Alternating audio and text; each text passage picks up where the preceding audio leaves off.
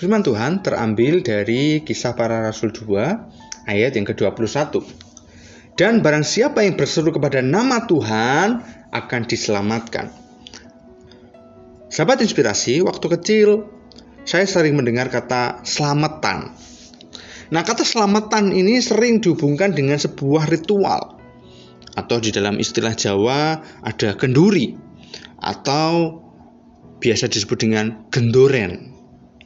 Nah, ini dilakukan dengan tujuan untuk memohon keselamatan kepada Tuhan. Yaitu berbicara tentang selamat dari mara bahaya, sembuh dari sakit penyakit, berhasil dalam usaha, dan lain sebagainya.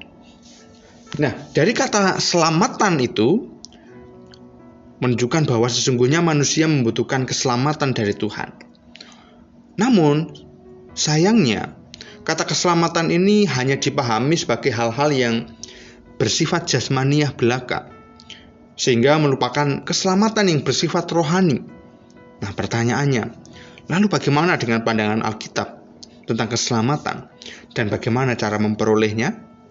Nah, sahabat inspirasi, kata selamat dalam Alkitab itu seringkali digunakan kata soter, S-O-T-E-R, yang memiliki arti luput dari mara bahaya, terbebas dari tawanan, sembuh dari sakit penyakit, dan berbagai kata yang mirip dengan itu. Namun kata soter juga memiliki arti keselamatan yang mencakup kekekalan, di mana kita akan mengalami kehidupan bersama-sama dengan Tuhan. Nah, berbeda dengan kata selamat yang lain, kata soter ini menempatkan Allah sebagai pusat dari keselamatan itu. Sebab hanyalah Tuhan yang mampu memberikan keselamatan yang sesungguhnya. Kalau kita melihat dalam Mazmur 12, bahkan di sana ditegaskan bahwa raja, kekuatan militer, persenjataan, dan berbagai kekuatan manusia tidak akan sanggup memberikan pertolongan kepada dirinya.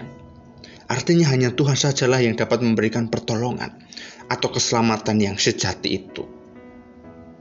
Nah, pernyataan yang sama juga disampaikan oleh hampir seluruh kitab di dalam Alkitab. Itulah sebabnya para teolog sering menyebut bahwa Alkitab adalah buku tentang sejarah keselamatan manusia yang dilakukan oleh Allah. Nah, maka dapat disimpulkan bahwa tokoh utama dalam rangka keselamatan itu adalah Allah sendiri. Nah, pertanyaannya lalu bagaimana keselamatan itu bisa terjadi?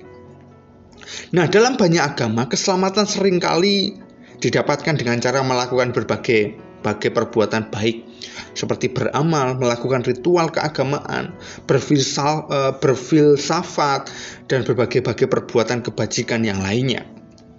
Namun sahabat inspirasi, di dalam Yesus, semua hal tersebut bukanlah cara untuk mendapatkan keselamatan.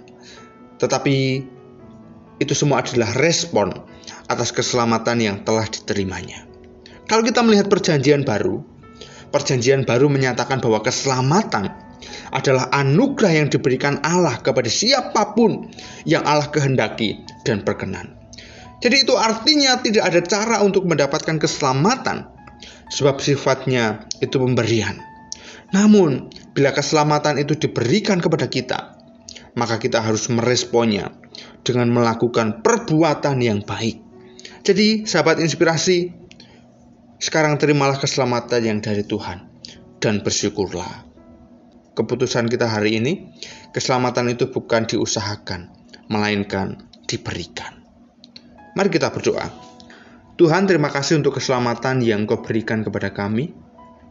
Sekarang biarlah kami bersyukur kepada Tuhan. Kami selalu bersyukur kepadamu untuk keselamatan yang Tuhan berikan bagi setiap kami. Dan kami mau merespon keselamatan itu. Keselamatan sudah Tuhan berikan kepada setiap kami. Dengan kami terus melakukan kehendak Tuhan. Dengan kami terus melakukan kebaikan di dalam setiap hidup kami. Agar nama Tuhan terus ditinggikan dan dipermuliakan. Dalam nama Yesus kami berdoa. Amin.